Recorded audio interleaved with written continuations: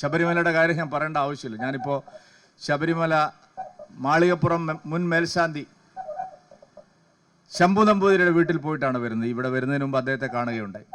എന്താ നടക്കുന്നത്? ബഹുമാനപ്പെട്ട കേരള ഹൈക്കോടതിയെ കബളിപ്പിക്കുകയാണ് ഈ പ്രത്യേക അന്വേഷണ സംഘം. ബഹുമാനപ്പെട്ട കേരള ഹൈക്കോടതി ശക്തമായ അന്വേഷണം ആവശ്യപ്പെട്ട് SIT രൂപീകരിക്കാൻ നിർദ്ദേശിച്ചതാണ്. എല്ലാ റിപ്പോർട്ടുകളും, ചോദ്യം ചെയ്യുന്ന എല്ലാ വിവരങ്ങളും ഹൈക്കോടതിയെ മുദ്രവെച്ച കവറിൽ അറിയിക്കണമെന്നാണ് പറഞ്ഞിട്ടുള്ളത്. ചോദ്യം ചെയ്യലിന്റെ വിശദാംശങ്ങൾ പലതും പ്രത്യേക അന്വേഷണ സംഘം മുക്കുകയാണ്. കാരണം സ്വർണ്ണക്കൊള്ളക്കാരന് നേതൃത്വം നൽകിയ പോറ്റി ആദ്യം കൊടുത്ത മൊഴിയിൽ കടകംപള്ളി സുരേന്ദ്രനെ കുറിച്ചും പത്മകുമാറിനെ കുറിച്ചും വാസവനെ കുറിച്ചും ദേവസ്വം ബോർഡിന്റെ പ്രസിഡന്റ് ആയിരുന്ന പ്രശാന്തിനെ കുറിച്ചും എല്ലാം ഉള്ള വിശദമായിട്ടുള്ള വിവരങ്ങൾ അടങ്ങിയിട്ടുള്ള മൊഴിയാണത്. ആ മൊഴിയിൽ പല കാര്യങ്ങളും ഹൈക്കോടതിയെ അറിയിച്ചിട്ടില്ല. വാസുവിനെ അറസ്റ്റ് ചെയ്യുന്നതിന് മുമ്പ് ഞങ്ങളെല്ലാവരും പറഞ്ഞിരുന്നു, അതിവേഗത്തിൽ അറസ്റ്റ് ചെയ്യണം, അല്ലെങ്കിൽ തെളിവുകൾ നശിപ്പിക്കും. ശങ്കർദാസിനെ അറസ്റ്റ് ചെയ്യുന്നതിന് മുമ്പ് ഞങ്ങൾ പറഞ്ഞിരുന്നു, കാരണം അദ്ദേഹത്തിന്റെ മകൻ IG ആണ്, അത്ര വലിയ സ്വാധീനം ഈ സർക്കാരിലുണ്ട്, തെളിവുകൾ നശിപ്പിക്കും. പത്മകുമാറിനെ അറസ്റ്റ് ചെയ്യുന്നതിന് മുമ്പ് ഞങ്ങൾ പറഞ്ഞിരുന്നു, ഇത് വൈകിക്കരുത്,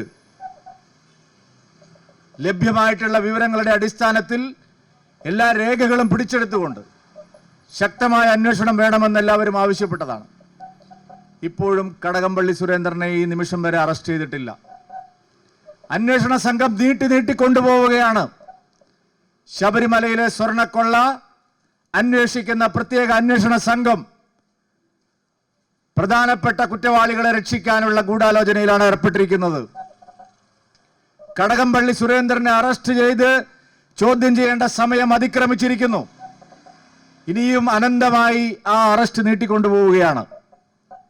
അറസ്റ്റ് നീട്ടിക്കൊണ്ടുപോകുന്നത് സുപ്രധാനമായ പല തെളിവുകളും നശിപ്പിക്കാനാണ്. നേരത്തെ മന്ത്രിയായിരുന്ന ആളാണ്, സിറ്റിംഗ് MLA ആണ്, ഭരണകക്ഷിയിലെ ഏറ്റവും പ്രധാനപ്പെട്ട നേതാവാണ്. എല്ലാ തെളിവുകളും നശിപ്പിക്കാൻ വേണ്ടിയിട്ടാണ് കടകംപള്ളി സുരേന്ദ്രന്റെ അറസ്റ്റ് വൈകിപ്പിക്കുന്നത്.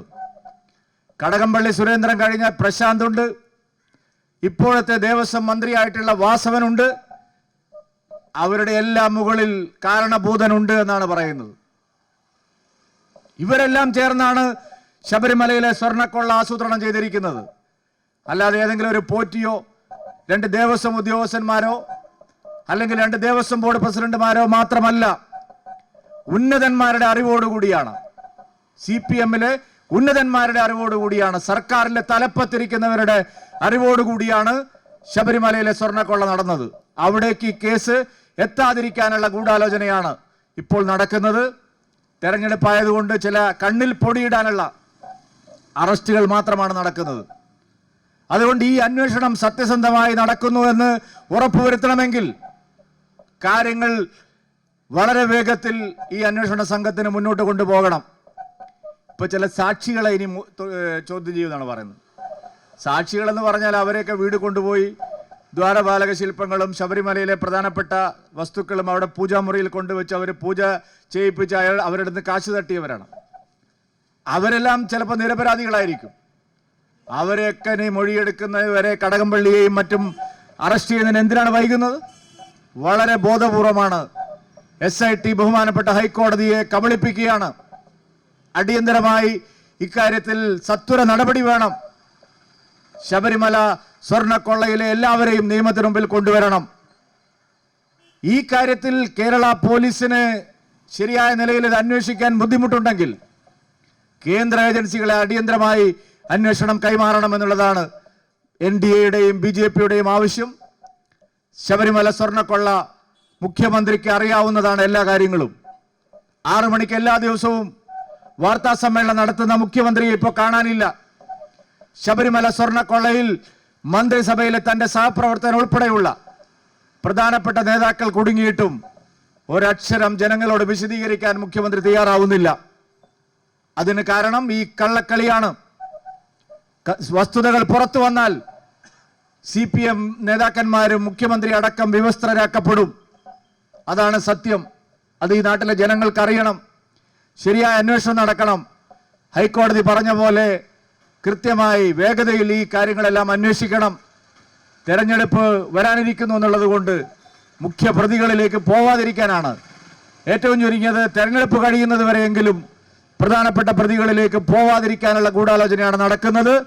ഈ നാട്ടിലെ വിശ്വാസി സമൂഹം, ജനാധിപത്യ സമൂഹം ഉണർന്നെണീറ്റ് ഈ സർക്കാരിന് തിരിച്ചടി കൊടുക്കാനുള്ള ഒന്നാം തരം അവസരമായിട്ടുള്ള ഈ തെരഞ്ഞെടുപ്പിനെ കാണണമെന്നുകൂടി അഭ്യർത്ഥിക്കാൻ ഞാൻ ആഗ്രഹിക്കുകയാണ്.